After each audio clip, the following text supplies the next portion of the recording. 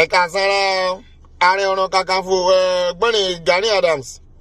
Mo gbọ́ pé àwọn OPC mẹ́ta náà wọ́n mú ọ̀gbẹ́ni Wakili notorious ẹ̀ńtọ́pẹ̀rí notorious kidnapper wọ́n mú lọ sí police station.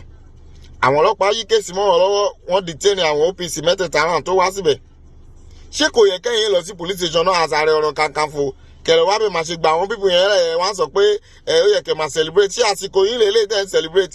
Ṣẹ́ni tí yẹn bá ti ń wọ bàtà ke ẹ̀wù orin fìlà àmọ̀ tó rìn lórí títí oníklè tí babaláwo bá ti mú ẹ̀rẹ̀ tí kò sígbà tí onígbàgbé ọ̀fọ̀, ó dàbí pé ẹ ti gbàgbé ipò tẹ̀ wáṣá.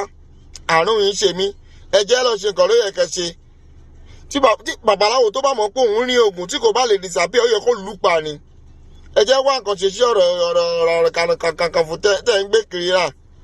Ìyẹn Kesu tí mo fẹ́ fàyọ̀ gangan náà ni pé mo gbọ́ pé vaccine certificate pẹ̀lú nǹkan tó máa tún máa fi ṣe travel document ní ṣí dandan ni.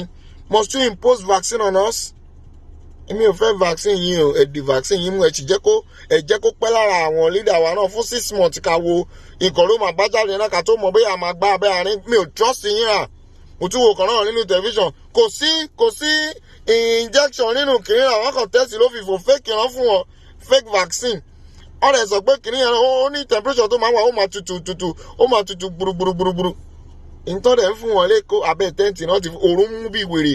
Ẹ̀rí bí Nàìjíríà, ẹ̀rí pé Nàìjíríà òórùn mú lẹ́rìn jẹ́ mẹ́ta yìí.